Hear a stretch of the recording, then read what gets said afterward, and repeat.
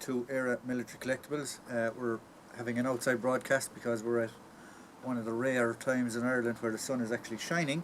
So what we're looking at today is we're stepping back from the off-banner stuff for a small while, and we're just going to cover a World War II item, an American World War II item, as you can tell by the helmet. Now the helmet obviously is the M1 helmet. It was introduced obviously in the early part of the Second World War. Initially the Americans, when they went into the Second World War after Pearl Harbor, or during Pearl Harbor I should say, and the time period just after it, they were wearing the Brodie helmet. But we will go into the Mark 1 or the M1 helmet later on. These are reproductions. I do have an original, but this one is a reproduction, and it is just a standard infantry type you see with the net on it. As I said, we will go into more further detail when I look at all three M1 helmets that I have, including an original. So I'm just going to put this to one side for a second.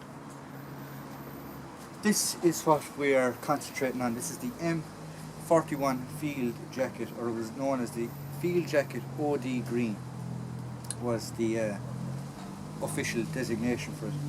At the start of the war, the Second World War, America, as we know, was reluctant in relation to getting into the Second World War. After Pearl Harbor, that changed, and at the start of the Second World War, they were going through a period anyway, initially before the war, of upgrading equipment and uniforms and field equipment and things like that, and then it just got sped through quicker as the war progressed and as they wanted to get into the war. So the M41 Field Jacket was initially the first jacket that came. It was replaced later in the war by a different type of jacket that has 4 pockets on it. We'll cover that in a later stage. I do actually have one of them. The shirt now, we'll just get back to the uniform. The shirt is not period correct. It's just a representation of a shirt. I don't have the correct American style shirt. It will be a darker brown, nearly wool type shirt. But the jacket itself, the M41 jacket, it's was field tested in the 40s. It came into, was adopted with its designation, the M41, in 1941, May of 1941. The style of the jacket, it's actually from basically the big ranches. It's a rancher's jacket. It's an outdoor jacket that was a civilian type jacket that was there at the time, and the army just adopted it. It's got buttons on the front, and under the buttons is actually a zip, 3/4 zip. The zip goes to about here, and it can be worn open with a tie or without the tie on the shirt and stuff like that. There's 2 pockets just either side, no fastening on the pockets. When you look at the sleeves, there's actually a tightening strap, or a strap to basically have it your own cufflinks, and on the same on the other side. If I just flip him around, sorry, we have 2 epaulets either side obviously as well.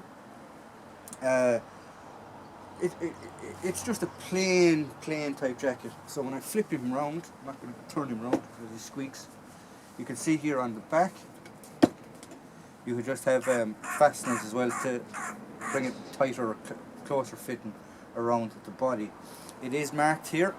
It does have a flash on it, or a patch.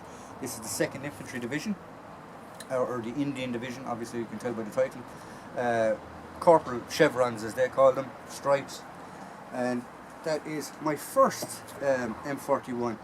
Now I do have a second one that I'm just going to cut to here now shortly. The colours vary. This is the older type. It is sun bleached. It is obviously been worn, been used. When you look under the buttons and stuff like that, you can actually see the sun scorching under the collar and things like that. They initially are a darker green, but as the war progressed, you see them lighten like just like this variant. The jackets themselves, in relation to when you compare them to the British style, they're a lot more comfortable to wear. They're a lot more practical to wear from the Second World War, whereas the British were still wearing like bull's wool jacket. This is a cotton jacket. They had a very tight fitting belt around the waist, whereas this does away with that belt, and it's easier to don and take off and put on and stuff like that. So what we're going to do is we're just going to cut here, and I'm just going to show you the other jacket. So here we have my second M41 jacket, American M41 jacket as we're talking about. As you can see, this one is green. It's a darker green. You do see that variant in colours. Both of my jackets, this one is definitely a reproduction. I'm not 100% sure about the other one, because in the other one it is actually named. But there, this one, as I said, is a reproduction, and the other one I'm verging on a reproduction. I'm not 100% sure, but I'd nearly put money on it.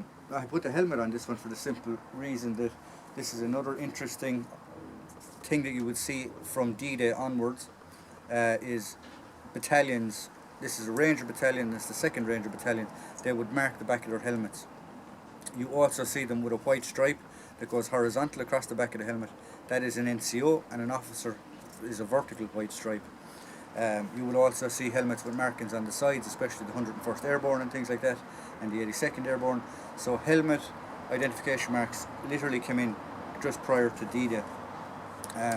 So that's enough talk about the helmet, and we will cover helmets again in a later date. I'm just going to put this to one side. So, M41 jacket again, as you see, darker green. This is a slightly different style compared to the other one, but you do see that in different manufacturers. The buttons are pretty much the same. This is a tighter fit, even though it's the same size as the other one.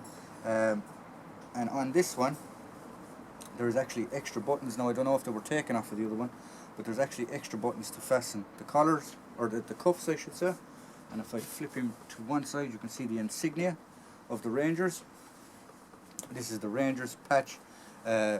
Famous about the Rangers was these were the guys that scaled a cliff at Pointe du Hoc in Normandy, on the morning of Normandy, to take out an artillery position. When they got to the top of the cliffs, they found out the guns had been moved back.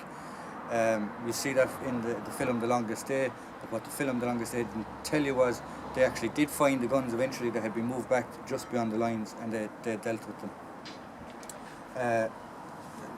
The exact same thing as the other jacket. You can see the buttons here on the side to quench or to scoot in the side of it, and then there's just a reinforcement around the waist of it. There's no actual use for it. There's no string on the inside of it or anything like that to make it tighter or make it better fitting. So I just said I'd do a quick video on both of my M41 jackets and give a bit of history about them. I'm still learning about the American uniforms and stuff like that from the Second World War. Personally, myself, I have worn these jackets. They're a lot more practical and a lot more user-friendly, shall we say, than the American uniforms. The American uniform in the Second World War, compared to even the Germans and the the British and some of the other allies, I believe the American uniforms was the better of all of them, for comfort, for user wear, things like that. It's made of cotton. It's a lot lighter weight wearing than the wool and stuff like that. Later on in the war, they did change to a different pattern, but because of supply and because of soldiers being in the lines for so long in such a period of time, the supply chain was hard to catch up. So you will see soldiers wearing this throughout the Second World War, from 1939 all the way up until 1945. So if you like what we provide here at Era Military Collectibles, please like, please subscribe, please tune in for the next video. If you want to get in contact with the channel, the email for the video description, or the email for the get in contact with the channel, will always be at the top of the video description. Thank you.